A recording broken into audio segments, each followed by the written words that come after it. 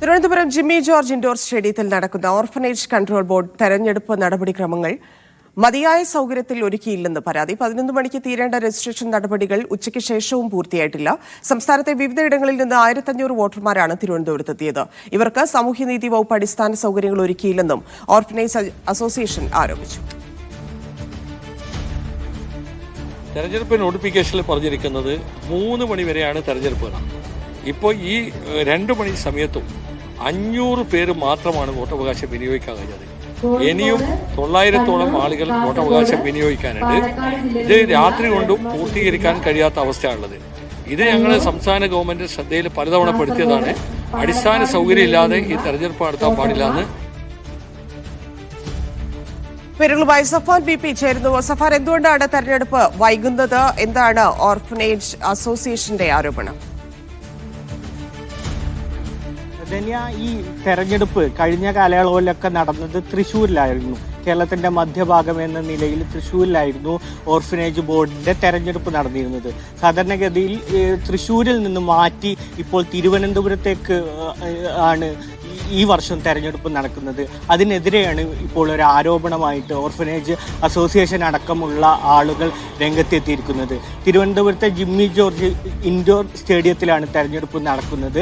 ഇവിടെ മതിയായ സൗകര്യങ്ങൾ ഈ വോട്ടർമാർക്ക് ഒരുക്കിയില്ലെന്നാണ് പറയുന്നത്. 1500ഓളം വോട്ടർമാരാണ് കാസർഗോഡ് മുതൽ തിരുവനന്തപുരം വരെയുള്ള സംസ്ഥാനത്തിന്റെ വിവിധ ഭാഗങ്ങളിലായി ഇവിടെ എത്തിച്ചേർന്നിരിക്കുന്നത്. എന്നാൽ ഇവർക്ക് കൃത്യമായ വാഹന സൗകര്യമോ മറ്റോ അല്ലെങ്കിൽ ഭക്ഷണത്തിനുള്ള സൗകര്യമോ വെളിച്ചം പോലും ഇല്ലാത്ത ഒരിടത്താണ് ഇങ്ങനെയൊരു തെരഞ്ഞെടുപ്പ് നടക്കുന്നതെന്നാണ് ഓർഫനേജ് ഭാരവാഹികൾ അടക്കമുള്ള ആളുകളുടെ ആരോപണം. ഈ തെരഞ്ഞെടുപ്പ് കഴിഞ്ഞ 30 വർഷമായിട്ട് നടന്നുകൊണ്ടിരിക്കുന്നത് തൃശ്ശൂരായിരുന്നു. കേരളത്തിന്റെ എല്ലാ ജില്ലയിൽ നിന്ന് ആളുകൾക്കും എത്തിപ്പെടാൻ കഴിയുന്ന വിധത്തിലായിരുന്നു തൃശ്ശൂരിൽ നടന്നിരുന്നത്. ഇത് തിരുവനന്തപുരത്തേക്ക് മാറ്റിയത് സംബന്ധിച്ച് ദുരൂഹതയുണ്ടെന്നും ഈ ഭാരവാഹികൾ ആരോപിച്ചു. സാങ്കേതികമായിട്ടുള്ള കാരണം മാത്രമല്ല, അതിനപ്പുറത്തേക്ക് സംഘടനയ്ക്കകത്ത് തന്നെയുള്ള പ്രശ്നങ്ങളാണ് ഇത് വഹിക്കാൻ കാരണമായതല്ലേ? ഇതിനെ ഈ സാധാരണഗതിയിൽ ഈ തെരഞ്ഞെടുപ്പ് ഈ ഭരണസമിതിയിലേക്ക് ഉള്ളത് 15 പേരെയാണ് തെരഞ്ഞെടുക്കുക. അതിൽ 5 പേരാണ് ഇത്തരത്തിൽ തെരഞ്ഞെടുപ്പുകളിലൂടെ 5 പേരെ തെരഞ്ഞെടുക്കുന്നത്.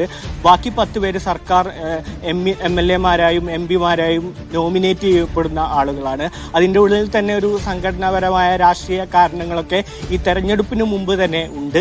അതിൻ്റെ ഭാഗമായിട്ട് തന്നെ ഈ തെരഞ്ഞെടുപ്പ് തിരുവനന്തപുരത്തേക്ക് മാറ്റിയത് സംബന്ധിച്ച് ഈ അസോസിയേഷനുകൾ ഹൈക്കോടതി വരെ സമീപിച്ചിരുന്നു. എന്നാൽ ഹൈക്കോടതി ഇക്കാര്യത്തിൽ കഴിഞ്ഞ ദിവസമാണ് വിധി പറഞ്ഞത്. ഈ തെരഞ്ഞെടുപ്പിന്റെ ഷെഡ്യൂളായ സാഹചര്യത്തിൽ തിരുവനന്തപുരത്ത് നിന്ന് മാറ്റാൻ സാധിക്കില്ല,